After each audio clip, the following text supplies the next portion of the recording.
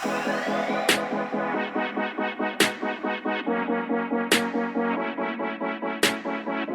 welcome back to the X podcast. We are sitting here with Mr. Bingles and Mr. Bingles. They were not in the Super Bowl. They were not in the Super Bowl. I wore it today in honor of they should have been. We have Mr. Zach, former Buckeye fan, Brown. You've been having a lot of heat lately that you're not a big Buckeye fan. What is your response? You just want me to lay out my Buckeye fan credentials right now on the table? Right now. Why do you not have Buckeye gear? Why do you only have is it Cleveland Browns that you love? Yeah. Cleveland Browns. Well, that's a personal question. He does. He has an Ohio shirt. I have an Ohio. No, I'm just kidding. No, I actually have a lot of Buckeye gear. Some of it just doesn't fit all the time in a good way. Yeah. So, yeah, now you feel bad, don't you? Yeah.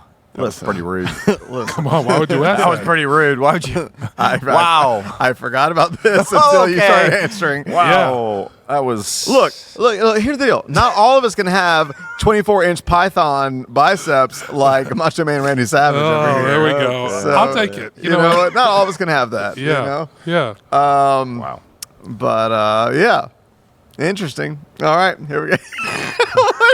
Let's talk. Come on. All right. Wow. All right. I feel a snort coming on to my right. Well, you just know it's a good day when we got Macho Man Randy Savage, and I walked in for the recording, and he's got his little grin, cheeky grin on. Yeah, the boyish grin. I was just looking for you. You know, we were in when we were in LA. Kevin was I thought gave the best definition of Patch Tim's humor because he was talking about like my humor when I speak and your humor, and he was like Patch Tim. He has he said you're a stinker. Know what he said? You have stinker humor. Stinker humor. It's such like an old phrase. Like who says it? But I'm like, that is kind of like it's like I'm gonna be in a stinker. It's like being sly. I don't sly. Yeah, stinker. You don't remember him saying that? I remember when he said, I was like, I remember never thought of that word. Mentioned it, but I don't. I was like, that kind of like, oh man, you're a stinker like that. Haha, stinker. I feel like Kevin's the only one that could say that, and it kind of made sense when he said it, but it's not making sense. There's a lot very much. Yeah. Maybe it was missing context. So anyways, yeah. All right, we got Bengals next church, and we're gonna talk about the Super Bowl. Yeah, one of the biggest cultural moments ever. You love the game, and I am just so excited to lead this discussion. Huge as someone who I told you, I said we're talking about the Super Bowl, but I was in the sky while they were on the field, so I don't have a ton to offer the game. But there's a lot of cultural discussions around the game, and just right off the bat, Zachary, who are you cheering for in the game? Chiefs. You know what? God bless you. Because I keep hearing everybody hating on the Chiefs, not cheering for the Chiefs, and it's a little annoying. Yeah, I know. I root for the greatest teams and the greatest players. You know He's basically what you call a bandwagon fan. No, that's not a bandwagon fan. No, I root for greatness. Who's your favorite basketball team? My favorite basketball team is the Cleveland Cavaliers. Oh, don't even. It's the Lakers. My favorite basketball player is LeBron James. Luka. So I like LeBron James over the Cleveland Cavaliers. That's so weird. He changes teams. No, as does almost every person in my generation and beyond when it comes to basketball. Yeah, they just kind of like go wishy-washy, don't actually stay with any one team or where they're from. They just kind of go. Let's examine you. Because Chance says the same thing. You were a huge Michael Jordan. You were a huge Michael Jordan Yes, fan. when I was a kid. So are you? And then I matured. Are you a Bulls fan? Yeah. Massive Bulls fan. Of course not. What do you mean you matured? You're still a Jordan fan. Yeah. Exactly. So you are. I meant in regards to my team. So your team was always the Cavaliers, but you liked Michael Jordan. So let me ask this question: Actually, my team wasn't always the Cavaliers. When I was a kid, when the Cavaliers I cheered for my favorite player. Oh, okay. When I was a kid, but then you know how 1 Corinthians 13 says, but then when I grew up, you know what I mean? Like I think you're I think you're making up rules and applying them to justify your own position. No, that was an actual verse. Yeah, that was it is a verse. It is a verse. When I was a kid, I thought like a kid. I reasoned like a kid. But when I grew up, I picked a team based on where I was from. And I can already tell this is going to be a profound podcast. So you were cheering for the Chiefs. Yep. Yeah. And you know what? Me too. And you Can you name one player on the Chiefs? Yes. Who? Taylor Swift's boyfriend. Yes. Travis Kelce. Got a point. Okay. Yep. You went. Yeah, and she's the general manager. Brother, who I guess is also doing commercials now, or whatever. No, he played for the Eagles. He played for the Eagles. Oh, they're playing against each other. Yeah. They weren't. 2 years ago. 2 years ago they did. Each other. But he had retired since 2 years ago. Oh yeah, because the rumors they hate each other now. Yeah. Making that no, up. they have a podcast. So, yes. Popular. So, it was really funny. Stephen Colbert was like talking about all the things that's going to be happening at the Super Bowl. And he was like, and we all know one player that's going to be there, Taylor Swift's boyfriend, or as we call him. And then they showed the face, and it said Taylor Swift's boyfriend. But most people, I feel like, know his name now. Yeah. Most. Like you? I know his name now. What's his name? Travis Kelce. Okay. He said Yeah. that. Oh, I didn't know. Travis Kelce. Yeah, Travis said Kelce. You got it. Yeah. What's his brother's name? Like, he's in commercials. Isn't he doing like Capital One? What's his brother's name? Something Kelce. It's like good like guess. Brian Kelce. Actually, Tom Kelce. Actually, they're both doing a lot of Pfizer commercials. Yeah. Not to throw that wrench into it. So, Jason. Jason Kelce. That's right. How can I forget old Jason? And so you were cheering for the Eagles, and just why? Just Yeah, I don't like the Chiefs. Why? And I've just not liked them ever since they sided with the refs to beat the Bengals this year. okay. And so petty. So petty. actually, the Bengals are the only team in the last 3 years who have consistently shown they can beat the Kansas City Chiefs. They beat them one time. Nope, twice. Okay, one time when it mattered. 3 times. You're making that up. We're raising the bar. No. They did. They beat them. They actually had that's not true. Actually, they beat them 3 times out of 4 games before this last year. 3 times. But once when it mattered in the playoffs. Well, that's true. That didn't help.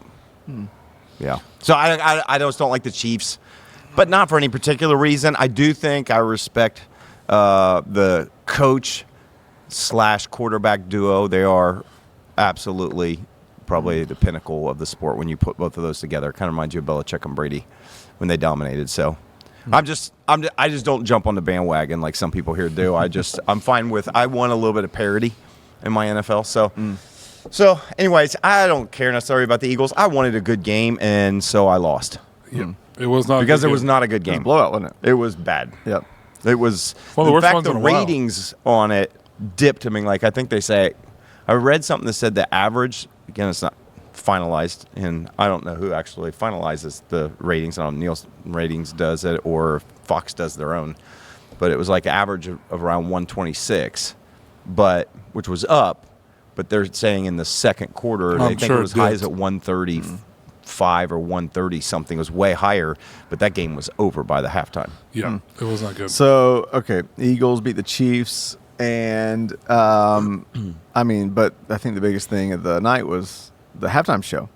I was flying in from Atlanta, and then I landed. I Ubered to the Junto, and I sit down, and I get a group text. My dad's texting the family text, said, this halftime show is the worst thing ever. Now my dad does not like rap. And that was like my first, hearing of what it was. And then I get a message from a high school buddy that said, hey, did anybody else think Kendrick Lamar was one of the players? And I'm like, oh, okay. So, it's funny. One of my favorite memes I saw this week is, hey, if you didn't know who any of the performers were, this is your PSA. It's time to schedule your colonoscopy. I saw that one. And I was like, Cole, you got to at least know who this guy is. And then ever since on social media, you have on one hand people just tearing it apart, ripping apart. On the other extreme, it's if you didn't get this, then you're ignorant and your privilege is showing. And people just and so it's been just interesting watching the extremes of the halftime show. So just go back in order. Did you enjoy it? Your thoughts? I liked it. I mean, I was watching it, and I remember even saying, gosh, this is cool. It felt like I was watching something that was creative. It was unique. It was different. I have to admit, I did not understand what he was saying. Your privilege is showing. Yeah, exactly. Yeah. No, I meant lyrically. I could not understand what he was saying lyrically. Now, again, full transparency, I don't listen to Kendrick Lamar, so I don't know his songs. I know he had a big beef with Drake. That was like huge news. He pulled out 2 of his diss tracks for that night. Yes, and multiple ex-girlfriends and things of that nature. Had the game over when it was said and done. And I know that's a big deal. So it felt cool, but I also felt like I couldn't really connect with it because I didn't know what was going on. Now, from those who are in the know, people said the mix wasn't great for being able to hear him and understand him. But still, yeah, it was cool. I liked it. Did you enjoy it? I did. I mean, to an extent, like part of me, it was like enjoyable to watch. Let me say that, just the colors, the red, white, and blue, the different things that they had, and the pieces of it. I thought part of it was enjoyable to watch. Part of me thought for as big as a moment as this is, because everybody talks about the halftime show at the Super Bowl, considering you have all the eyes, half of America, looking at this. I thought as a spectacle, it was kind of mid. Like I feel like I've seen better halftime shows where there's been more dynamic elements and things. I mean, it's basically him just kind of moving around with people doing his songs, right? I mean, dancers, and like there was no other kind of theatrics other than what was probably implied in all of it. I too do not listen to Kendrick Lamar. I think that was a little bit of a disconnect. Is sometimes you have artists on there, and usually they're, I think, getting somewhat mainstream ish, whatever that means, I guess, for genre. And not saying Kendrick Lamar isn't, but it's like I didn't know any of his songs. I don't know how many of them were on his new album that just came out not long ago. I knew the one or a part of one, not really knew it, but I recognized one of them that was the main diss track for Drake. Is that the one that won the Grammy or won all the Grammys? One of them did, yes. Yeah. What's crazy, Not like Like Us, a diss or track whatever. that I think I won was like 5 Grammys, like I mean, all kind of Yeah. awards. And he's, by the way, being sued by Drake for defamation. So it was pretty funny. And then kind of stepping back from it afterwards and then just seeing some people, I would say I missed. Well, some of it, if you didn't know his music, you were missing some of the symbolism. Like you asked me, you're like, what car is that? I'm like, is that an Oldsmobile Cutlass or what? Well, it turns out it's the year the year of the car was the year he was born. That's the name of the car. I can't remember what one it was because it was a Buick, I think, is actually the name of one of his tracks. So there was so much symbolism tied into, the whole time watching, I'm like, everybody thought this. Is it a Florida Gators jacket? Like it looked like you couldn't read it while moving around. It was the same colors. It says Gloria. Figured that out, but for the end, which is one of the titles on his album, one of the tracks, right? So there was so much that, and then obviously with like Serena Williams doing the Crip, and she's one of Drake's exes, and then SZA performing. Like there was a massive statement, and kind of like afterwards reflecting, kind of going, wait. Again, there's people that have connected a whole lot of other things with Samuel L. Jackson dressed as Uncle Sam, and there's like which possibly there was some symbolism. It's hard to tell in all of that, but it felt like after going back and looking at some of the other pieces and the game and all this stuff and the game over, and then seeing Drake's exes and then all of those pieces, it almost felt like this was one of the biggest moments ever to put your vendetta against your nemesis right on center stage. And it's like that's kind of interesting, whether you liked it or not. Fascinating that somebody would take that moment and build the whole entire narrative around saying, game over, I win. Yep. And, oh, by the way, the lowercase a, the A minor, for A minor, because that's some of the allegation that. Can you imagine? People talking about how Drake must have felt like the whole crowd when you got to the A minor lyric just went crazy. So I went back and watched the halftime show literally just before our podcast, and it's fascinating. And like you said, if he did do a lot of that for a vendetta in such a moment. I mean, some of the debate online was, well, this is supposed to be a performance. And they're like, well, you don't get it. He used this moment to empower. Because what wasn't one of his early lines, like, you picked the wrong guy. Well, he said this is a revolution or something. The right moment, the wrong guy. Did Yeah, he say at the very beginning like that? Something like that. So it was interesting. I'm a little bit different than you. I didn't really enjoy it. Yeah. I can appreciate the artistry, and I can appreciate him, using messaging, and like you said, some of it was creative. It probably is my age. When all the Death Row guys came out a few years ago, Dre and Eminem and all them, I was geeking out over that. But I just cannot, your son-in-law, to his utter devastation. I've tried. I've ridden in the car with him, but like, I know you're obsessed with Kendrick Lamar. Play me his best songs. Yeah, and to me, they're just not melodic enough. Like, he says he's a brilliant lyricist. I'm sure he is.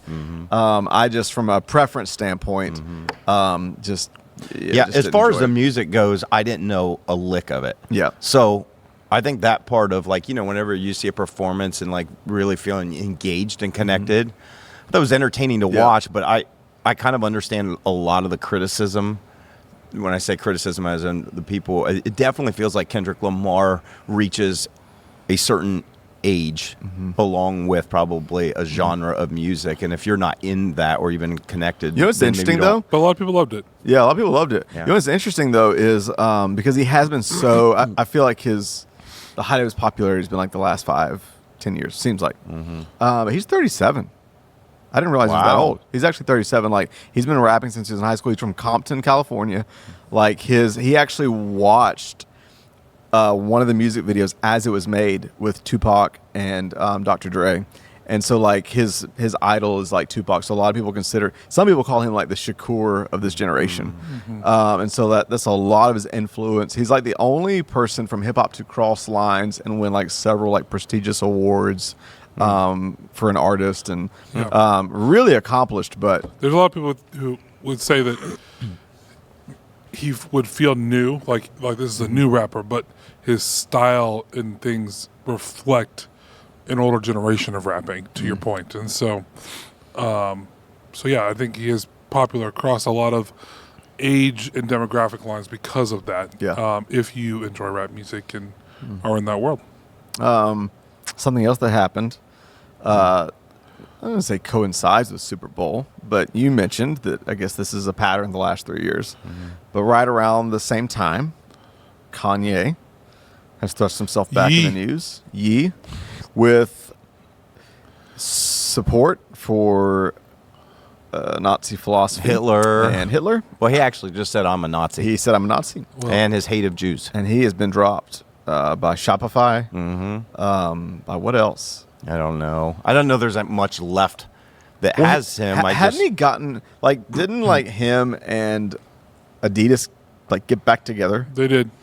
So we'll see if that's... The only thing I must say about Kanye is, when was the last time Kanye was in the news for actually doing anything good, helpful, or creative? Mike, are you listening? Well, some people would say his clothing and other stuff are creative. I don't know about music or any of that. I don't feel like that's been forever. But this one almost, I read actually this. So there's kind of a journalist, independent journalist that I follow on Substack. That's kind of just fascinating. And she actually has, for the last 3+ years, taken it upon herself to, I guess not just her, but she actually captures every single, I don't know, what do you call them? X's? Tweets? What do you call the actual post on X? Yeah. Has captured has created this Kanye site page that captures everything because they come up and they go down so fast. So it's actually followed his kind of rants and other things for years. So she did a whole big write-up on the whole thing, going through, kind of just walking through half of the stuff that he said and did. And what came out of it was a lot of people with a lot of deep concern, actually thought, okay, is this the way he did all this, and then he deactivated his account, was almost kind of like, I'm going to say everything I want to say and then I'm going to kill myself. That was actually the concern. Like, it was such a manic episode that lasted for like 3 days. Like, we're talking the middle of the night, just crazy stuff, blasting, going after everything. And he does have a deep mental health struggle. Yeah, I don't know what to make of it. I mean, it was vulgar, and I mean, he has been all over the map from 1 year. He's a good old boy Christian, and whenever to the next thing, he's about as lost. So it seems, as you could even imagine. Yeah. That was kind of crazy. One thing that maybe could have at least something we could bring some perspective around is the moment that Taylor Swift was showed and then booed. And I wish I had it with me. I don't have my phone with me, but I saw a post from a father that I thought was amazing. That basically just said, "Hey, kids are watching as you take a woman who is doing nothing but just existing and cheering on someone she loves, and you are literally booing her for seemingly just existing, and basically just calling out the hatred and the critique." And we've rallied around it before, but there is just something so unhealthy in us that feels like if someone's rich enough or famous enough that we can dehumanize them at a certain level. That, if they're powerful enough or popular enough, it's okay to talk about them or treat them like trash or boo them. And I know it's a sport. I know some people may be just having fun with it. I know some people are annoyed because, they show her too much at a sports game. I'm probably that annoying person that's like, yeah, she's always going to be more interesting than the Chiefs.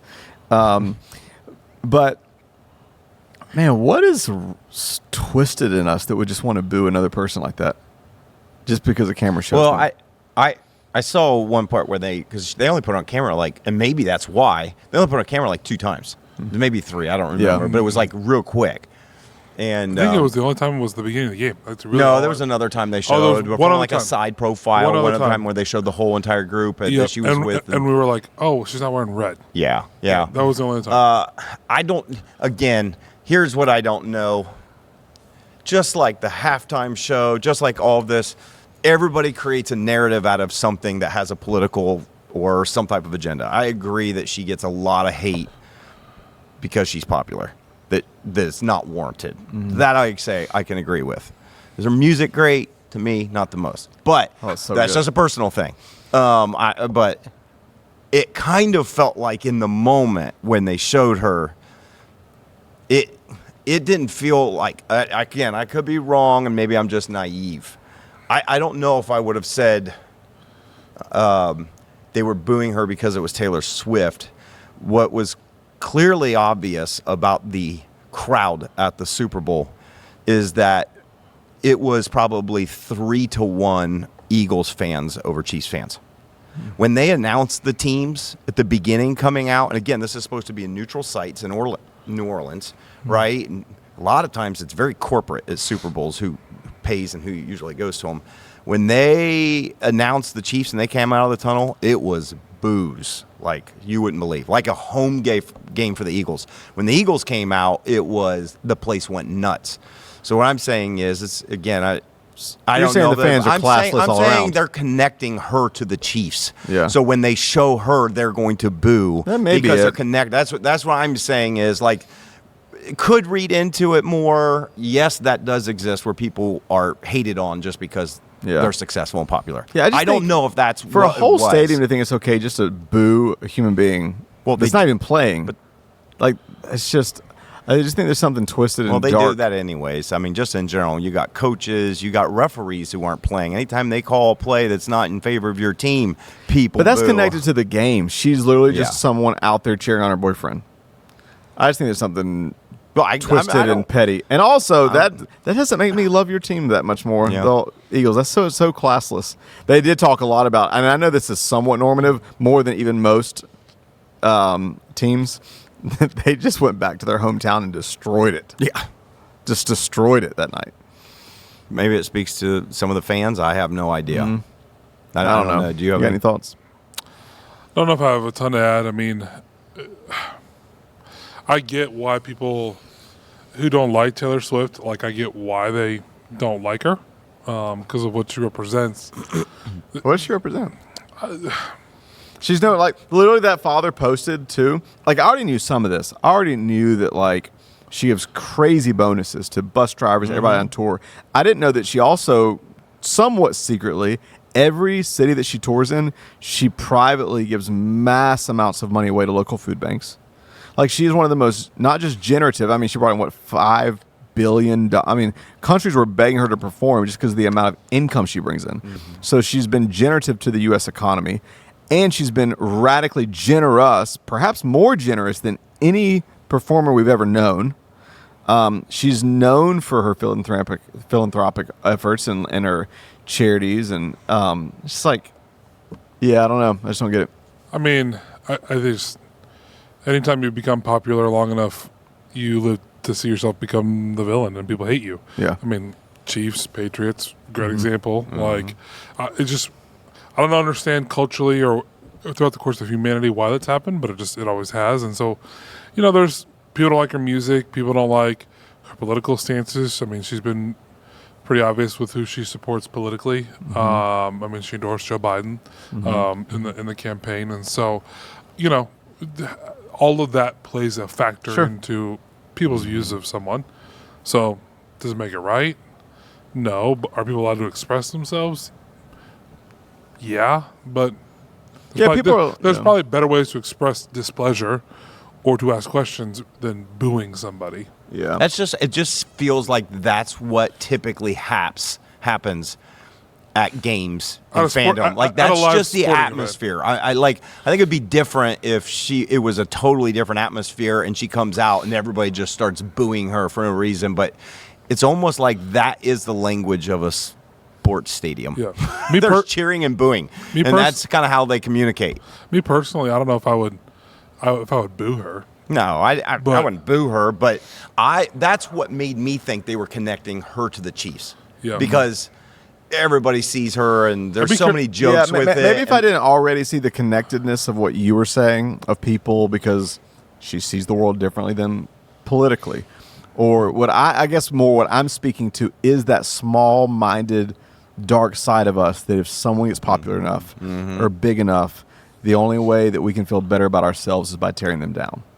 And I just think are people allowed to express themselves? Absolutely. But I also think we're allowed to point out the dark side that indicates inside of us, that we can only feel better and significant by tearing down other people that we consider significant. Sounds good. Yeah. I mean, but what about the commercials? I didn't get to see any of them. Oh. Let's just start with this. We did a podcast last year. I don't know if you remember, on the whole He Gets Us commercials. They had another one. Did they? Did they? I never saw that. I did. I caught the very tail end of it, but it was definitely on. We don't have to spend a ton of time on it. I saw Mark Driscoll tweet about it, and he said it was the most woke commercial during the entire Super Bowl, and that tells you where the status of the church is.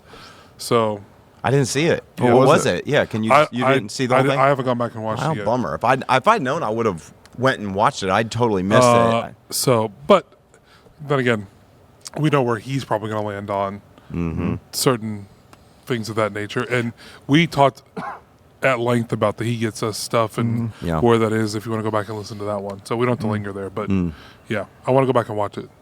I thought that there were some really good commercials.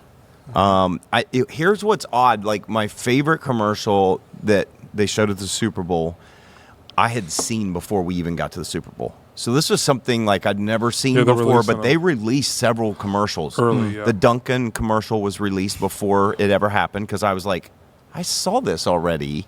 The Uber Eats one was probably one of my favorites with Matthew McConaughey. You just love Matthew McConaughey. I do like Matthew McConaughey. Great. I got to be honest with you. Green lights and just, He's awesome. All right. But his commercial, and it was almost kind of a series because they did small ones with Uber Eats, but then doing the big one about the National Football League, National Food League, and how it's like a ploy to try to get people to eat different foods. It was just hilarious, just brilliant. The acting was fantastic. So that one was just kind of probably my favorite. The one that was kind of a surprise for me was the pickleball one for Mick Ultra, I think it was. That it had was like funny. William Dafoe and Yes. what's her name? The girl. No, she's a girl from Schitt's Creek. Schitt's Creek, the mom. She's in Home Alone. She's Yeah, the mom, Home Home Alone. Alone. That I one forget with her them name. playing pickleball and destroying everybody. And That getting was pickleball. It was just hilarious. I don't know Yes. why, but that one was fun. I'll tell you, there were a couple that were. I might have been paying attention a little bit more just because I'm always, especially with what we did on this past Sunday with 30-second theology, kind of like I'm a little bit was attuned to like, oh, was there any good commercials? Yeah. To have any good messages? And there was a really kind of, I thought, touching one that was clever was the Jeep commercial with Harrison Ford. Oh, that was my favorite one. Was it? Yeah. That one I was just love those. inspiring. Yes. Like Harrison Ford's in a cabin and it's just him turning and looking to the camera and he's just talking about like kind of what the brand Jeep Represents. it kind of is America, and you got pictures of like these militaries, sacrificing, and it's just the stuff that he says, and the perfectly timed picture of himself from Star Wars way back when he was like, making sacrifice and not like actors do, and you see it pan by hit picture, like it was just so well worded, so beautifully timed, like everything was great. The best part of it was the very end, and he's talking about all these things that kind of like make us happy, these things, and he says, "And this Jeep makes me happy." And he looks in the camera and he goes, "And my name is Ford," and he whispers Ford, and I'm a Ford or something like that, and it just pulls off. That one, I thought it was just a brilliant ad. I love that one. The messaging was so good. What was it? Oh, the Doritos commercial was cool. That's a crazy story behind It that. is a crazy story. So, Doritos brought back a fan commercial contest. They started this in 2004, ran it all the way through, I think, 2014, 2015. I don't know if they did it every year, but they did it semi-regularly. And they stopped it and they brought it back this year, which is brilliant because you get people to compete and send you commercials that they're producing on their dime, on their budget. And a kid from Dublin, Ohio won the commercial contest. Recent grad from a college in North Carolina. Him and his friend, they currently live out in L.A. They produced this commercial. It was the alien abducted commercial. It was 30 seconds. Shot the whole thing. I was reading a little bit about it in one 12-hour video shoot. And they submitted it and they won the contest. Won like $1 million. Oh my gosh. Won like Isn't that crazy? won a trip to the game. I mean, their life has changed forever because It was of that, obviously. Good commercial. Like I'm like, how did it? I mean, it was The video well done. work. The guy getting like thrown around by the Doritos commercial. I'm like, just thinking of like Yeah. a 20-something-year-old with maybe not a massive budget Yes. producing that. I was like, that was well done. That was really cool. And I mean, props to Doritos too. I mean, that's you're getting some of the best young creative talent thinking outside the box, producing your work for you, and then all you have to do is just pay to have the ad ran, and obviously you're paying out for the prize money. But I just think what you get from it is so Wow. good. Doritos done that for a while. Yeah, They've I done told that you. several years. I told you I that- think I was telling him. So there was one. I could get this wrong, so I'd feel bad. And we're kind of friends with him now, but I think that the group, part of Mosaic, Irwin, whatever their group, shot and submitted one of the commercials that almost made it to the Super Bowl one year. The guy in the coffin from Doritos, because that was also a competition. It was done. So they've done this for years. Yeah, like I said, they've been It's doing a great idea. on and off they started in 2004, on and off for 10 years. They stopped for a long time, and then, this was the first year they brought it back. Kid from Dublin won. Yeah. Go Bucks. There was Central Ohio. There was probably two other commercials that just came to my mind that I thought were really good. The Chris Pratt, Chris Hemsworth, and Chris Jenner Yeah. commercial. It was just I think it was for Meta, but it was just funny having all of those Chris's, and it wasn't just Meta. I don't even notice. Well, they were both wearing glasses, and it's funny because I don't know if it was a collab thing with Ray-Ban or Meta glasses. Maybe was Meta Meta, glasses. but I think Meta they used glasses. Ray-Bans because Yes. Ray-Ban was listed It's at the bottom. Ray-Bans. So Well, that's and they were wearing Meta glasses, right? And he Yes. asks, he's standing at someone's house, just to explain it, and he's looking at a piece of artwork, which is a banana taped to a wall with duct tape. And he asked Meta, what is this piece? What's it worth? Whatever, or something. And Meta just, again, he's wearing glasses. Meta just begins to tell him, oh, this is a piece, blah, blah, blah. It's worth $6.2 million. So then he's looking at another piece of artwork, right? And next thing you see Chris Hemsworth, who's also wearing Meta glasses, comes into the scene standing next to him looking at some other piece of artwork, holding a banana that he's eating. And he was like, hey, where'd you get that banana? And he looks down and they show a picture and there's duct tape hanging off the wall. He said, you just ate a $6.2 million banana. Well, and then next thing you're in the refrigerator pulling stuff out and it turns out to be Kris Jenner's house. And she sees him and she basically says, Meta, contact my lawyer or something like that. It was just a funny. It was just a really good, I don't know. They make you laugh. Clever. Yeah. It was just clever. All three Chris's. Yeah. You know, just like who would think? Put them together, right? Yep. And then I think the other one that was really good, I don't know if you saw this, because I feel like there were Super Bowl commercials that I saw in the moment. Again, it was a little people around, or whatever, you know. But then I go back and go, oh, how did I miss that one? There was a really good one. I think it was Google Gemini. I don't know if you saw that one. Which one was that for? It was this dad who was practicing, so using Google Gemini as the AI, assistant, almost like you have Apple's using AI intelligence now, their phone. And he's on there trying to prepare for a job interview. And what you pick up from the story is that he's been probably a stay-at-home dad his whole life or career. And it was honestly just really touching. Like, it was good. He's over there practicing, talking to AI, and they're asking him questions. They're like, you know, how are you prepared to this? And he was like, well, I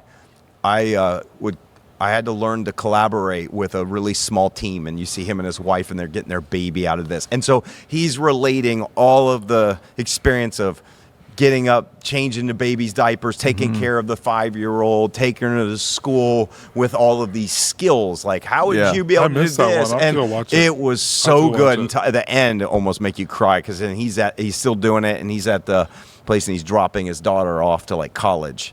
And she leaves, turns around and sees him, and he's like still with Google Gemini preparing for this, and then she comes and puts her arms around him, and then it immediately flashes to an image of her as a little baby with her arms around. I mean, it was just kind of like one of the super. Wow. It was just a really touching commercial, really clever, really clever. So there were some good ones. The only other observation I have is, and this is a greater media narrative, the Super Bowl used to be the spot where I feel like there was 5 or 6 massive movie trailers that would come out that always drop like new Super Bowl promos, new spots. Like I feel like I remember seeing advertisements. Don't miss the world premiere trailer for this summer blockbuster. I think there were maybe 2. Apparently, one of them was for Megan 2.0. Yeah, there was. I didn't see that. I missed it when I saw it. There was a Jurassic World one, which was the only one that I remember. Jurassic World Rebirth. Yeah, that's the one with Scarlett Johansson. The one I did see at the very beginning was the Mission Impossible. Yeah, those were the 2. Yeah. Mission Impossible and Jurassic World. But there was nothing else. And normally I'm used to seeing 4, 5, 6 movies. And I saw an interesting tweet the other day. I mean, just more and more people lamenting the death of big blockbuster movies, the movie theater experience. Streaming has really just killed all of that. I wonder if it's because it's more of a gamble than it used to be to make a blockbuster movie with the amount of money it costs. But now you put a movie out, and 4 weeks later you can buy it and stream it at home. But that's what I mean. You're not making the money that you used to make.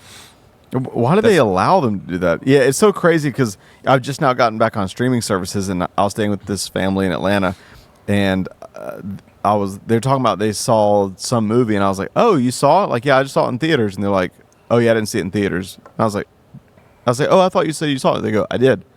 I said, but it just came out in theaters like a month ago. They said, yeah, it's already here on Netflix. I'm like, that's crazy. Yeah. So I just wonder if that's what's happening, is that there's just, to risk doing $150 million budget for a blockbuster film, going, you're not going to get the money back in today's world. There's too much competition with streaming, and I don't know. Maybe or they must be making some. Where's the money coming from to produce that? I mean, they must be making some of that back via streaming and what their royalties, rights. Who knows? But it just seems like the quality of movies have gone down. There's not been anything unique or original for a long time. Do you think Well- maybe I wonder if we're feeling. I don't know. Are we- As somebody who Yeah, sees see, movies almost yeah. each week, I was like, there's a lot of good movies out there. Are we feeling the lag from the strike? Do we want to talk writer's about strike? the movie that I just saw that I convinced you to see? Probably shouldn't. Okay. Moving on. In the I conversation. don't know if that's one you want to promote. It's fascinating, but Okay. Well, you could ask them later for that. But yeah, it's a really interesting dichotomy, just where we find ourselves in from a cultural standpoint when it comes to movies and streaming. I will say I and was all those at a things. movie theater yesterday watching Watching what? a movie that you Okay. recommended. I was right. And it was fascinating, very fascinating. But the previews beforehand, I feel like the only movies that are coming out have devolved to the level of horror and gore. Oh, And it's demonic, terrible. It's whatever. terrible. Like almost every preview that I saw was like, Well, that's also because the movie. That's also a You reflection think- of the movie we saw. really? Because the movie we 'Cause saw that's is not a it's little bit of a dark It's a thriller. thriller, psychological thriller. But you think they were just most of the movies that we saw for the preview. We were like, Lord was like, I don't even want to see the preview. Like they were bad. Yeah, Violent. you love that stuff. horror, like demonic too. Pastor Some of Zach, them, he's, like he's they a were. big fan of demon possession movies. And They were slasher. They were flicks. kind of I won't freaky. even, That's I won't not even my- watch them. Yeah, You really He won't. won't. I don't either. I think it'd be like a birthday gift. I for you to don't watch. watch- Oh, it would be. I don't You're watch horror so movies. adamant that it's just I don't watch horror Crazy. movies either. Really. yeah. Psychological thrillers different if Yeah. it's whatever, but horror movies and stuff, I'm not a fan of. Scary Face or whatever. What's the Scary Faith? Scream. Scary Faith? Oh, Scary my Faith? Scary Face. Scary Faith? Scary Face. Scary Faith. Actually, there's a brand new movie Plug, coming Scary out Faith. from the makers of Scream that's it just came out called Hard Eyes. Where Eyes- did you see The Heart Eyes. It's out. Hard Eyes? It is out. It's out. Also, looks a little freaky. Yeah, I think it got like 17% on Rotten Tomatoes. But basically, it's like the Ghostface mask, the ghost mask, Oh. but with hard eyes, and he's a Valentine's Day killer. So weird. Oh, yeah. Why would anyone want to watch this? I don't know. No. People want to be thrilled. No. Hmm. Nope. There- I don't want to have dreams or thoughts of killers coming into my home and stalking me and cutting off my phone wires and doing all these things. Nope. So, anyways, You'd rather It go was watch that- Lion King. Heck yes.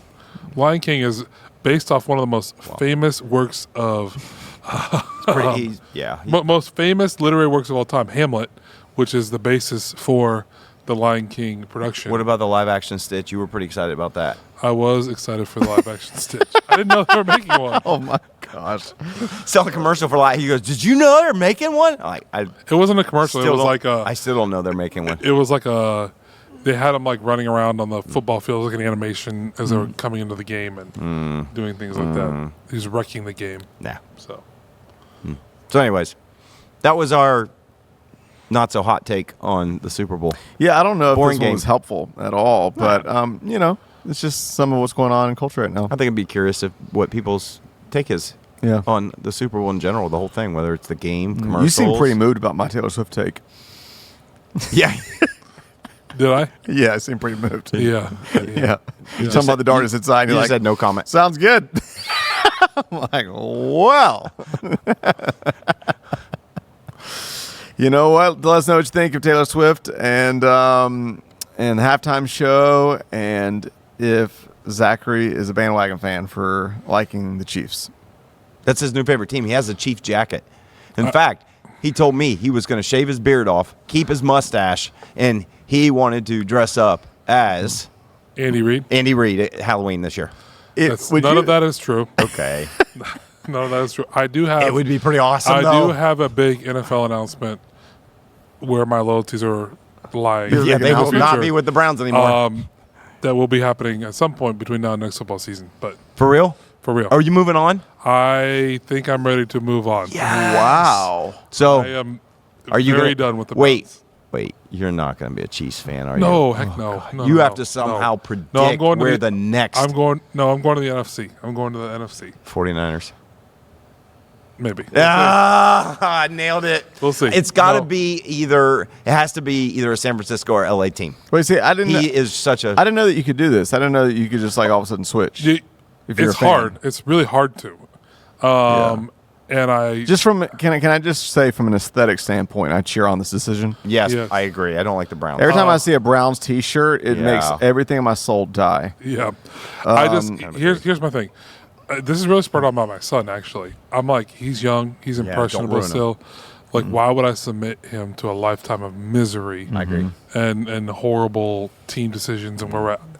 So Cowboys fan. I'm not. here you come. I'm not saying I'm going to be full. This is going to be a process. We're just going to explore it, see how it works out. What about Cowboys? Seriously. How do you assess that? Well, you can't like I'm going to try to do the things for my new team that I would do for the Browns. But I think Have you let this team know? yes, I actually you let- submitted it in writing. He probably did, My- Have actually. you let the Browns my know? resignation letter. Oh, okay. You from should. them. That'd be Yeah. awesome. I- At least post it on they social won't care. media. Okay, if you're going to make such a That's what they radical all do. decision, I think next podcast you show up with the 49ers jersey on. Well, if it's 49ers. If it's 49ers, and I'm just going to echo a little bit what you said, but add on. Shave your whole face except for mustache, sideburns, and shave your head. If you showed up next What? podcast That doesn't make any sense. with a with a shaved head and no facial hair except mustache, and you would Russ sideburns. laugh for 20. You would Russ laugh for 20 minutes. I might now just picture it. So please do it. No, Or mutton chops, at least. no, that was my high school look actually. Oh, my. Please I do think it. I think if you are going to abandon ship and move to a different team, I think one of the primary things should be the uniforms and the color of the uniforms. Uniforms- Something that you would enjoy wearing. I want something historical too. Like they got to have some like history, so not a recent history of winning. well, But that could be. Dallas does fit all of these things. Yeah, they why haven't not- why won not in do a Dallas? long time. Cowboys, Yeah. them boys. Yeah, What about boys. Tommy would be Hey, so happy. Wait, what about the Bears? the Bears would be a great franchise to have. Come on, the Bears. Bad News Bears. I do like their Mike colors. Ditka. I do like their logo. The Actually, old, their logo's good. the blue and orange is not bad. Soldier Stadium Field, field, yeah. like Yeah. I mean, there's something rustic. Yeah, and there is. just, it's better than Green Bay colors. Oh, don't yeah, do Green that. Bay's not good. Bad. Cannot root for. But a team. the Bears have a decent color. can't- I like the dark Can't blue. root for a team in Michigan. Nope, nope. Detroit's out. Can't root for them. Uh-huh. So Viking. I don't. The color. I don't. There's It's two not Steelers. Logo, purple's everything. one of my favorite colors. But No, forgot Lakers. You would have to go purple and gold. you know who's got great uniforms? Who? Seattle. Seattle. I knew you were going to say that. Seattle's got some good uniforms. Yeah, but it's hard to be a Seattle Seahawks fan if you're not from there. Yeah. Why? All right. Well, hey, thank you for joining Story. the X podcast. Let us know what God spoke to you through this, and until next week, we will see you then. Hey guys, it's Russ. Thanks so much for listening. We really believe if we can get around tables instead of behind screens, if we can talk to each other instead of at each other, we can make the world better. To help us do that, here are a few things you can do to help. First, if you haven't yet, leave a review on Apple or Spotify and hit subscribe on YouTube. This helps more than you know. Also, if you have been impacted by the community out of which this podcast comes, that's X Church. Maybe you're local or you've been touched by the messages and impact across the country, even the world. I want to encourage you to support this work. A powerful life principle is to invest in the people and places that invest in you. And so I want to invite you to do that right now by going to thex.church/give. You can give a one-time small gift, a sacrificial gift, or even become a recurring partner. Together, let's keep elevating the conversation, thinking higher, loving deeper, and making the world better. Cheers.